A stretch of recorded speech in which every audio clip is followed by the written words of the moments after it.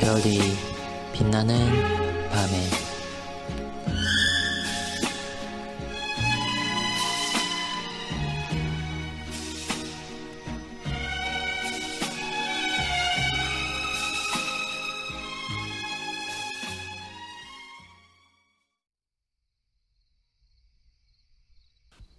팔신문은 173일차를 참고해 주시기 바랍니다.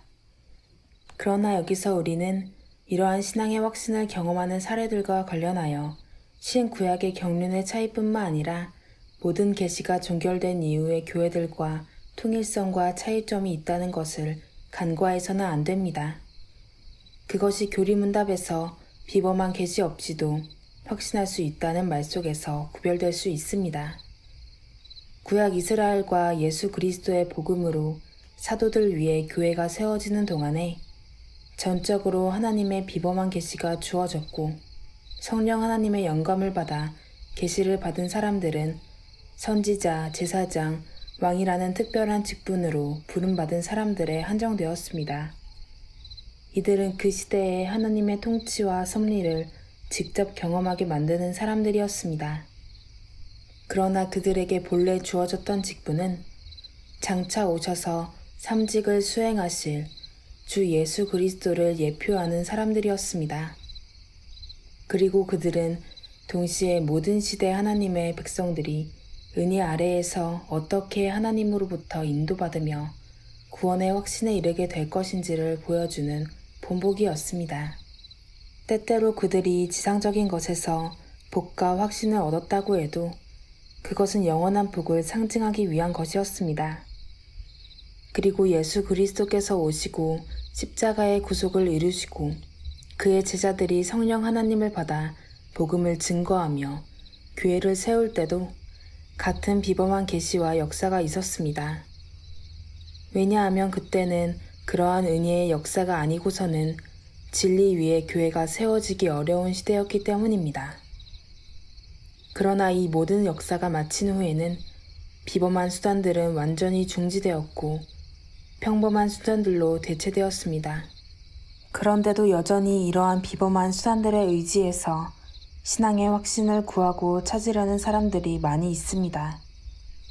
그것은 하나님의 경륜의 시계바늘을 거꾸로 되돌리는 것이고 그리스도의 구속사역을 다시 재현하는 우를 범하게 될 것입니다.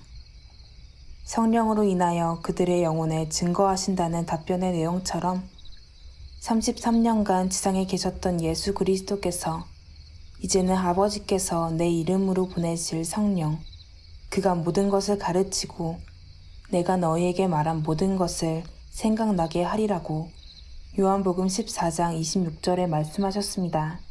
그리고 사도들이 이어서 우리가 오직 하나님으로부터 온 영을 받았으니 하나님께서 우리에게 은혜로 주신 것들을 알게 하려 하신다는 고린도전서 2장 12절 말씀으로 받아 전하였습니다. 그러니 이제는 비범한 수단이 그치고 평범한 수단일지라도 다음 세대의 교회들이 이전 세대의 교회들과 동일하며 혹은 더 풍성한 은혜로서 주어졌다고 말한 것입니다. 비록 신약의 교회들에게 비범한 사도들에 의해 비범한 계시가 주어졌어도 그것은 그 시대만의 계시가 아니라 모든 시대에, 특히 사도들의 교회 이후의 모든 교회들에게 같은 권세와 능력으로 주어졌습니다.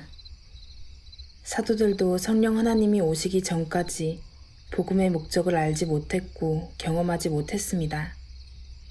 그러나 성령 하나님이 오셔서 그들이 소유한 믿음이 어떻게 확신에 이르게 되었는지 알았고 이제 그것을 교회들에게 전한 것이었습니다. 그때는 비범한 방식으로 주어졌지만 이제는 기록된 계시로서의 말씀은 평범한 방식을 통해서 가르치고 선포되었으나 같은 성령 하나님의 역사로 말미암아 동일한 혜택과 효력을 발휘하게 되었습니다. 예컨대 바울 사도께서 성령 하나님의 열매로서 표현된 것들은 우리가 비범한 수단들이 아니고 평범한 수단들로도 성령 하나님의 역사와 능력을 경험하고 나타낼 수 있도록 주어진 것입니다. 이것은 곧 하나님의 영으로 인도함을 받는 사람은 곧 하나님의 아들이라고 한 말씀에 의해서 우리 신앙의 확신을 입증해주고 있습니다. 이러한 것들을 통해서 신앙의 확신을 규정하는 일은 소수의 사람들에게 우연히 맡겨진 것이 아니라 공교회의 보편성을 통하여 하나님의 섭리적 질서 가운데 보존되었습니다. 이러한 진술은 지난 2000여 년간 그의 역사에 대한 이해와 해석을 말해줍니다.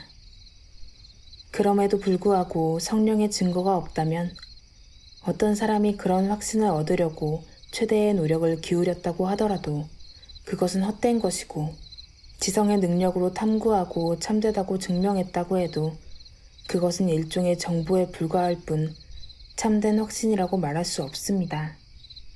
왜냐하면 인간에게서 나온 신뢰성이란 언제나 인간성에 의존되기 때문에 타인을 물론이고 자신도 기만하기 쉽습니다. 따라서 오늘 우리가 말하고 있는 이러한 확신이라고 하는 것은 오직 참된 믿음과 성령 하나님의 증거로 말미암는다는 이 고백이 오늘 우리에게 신앙의 확신을 얻게 하는 길이 되기를 바랍니다.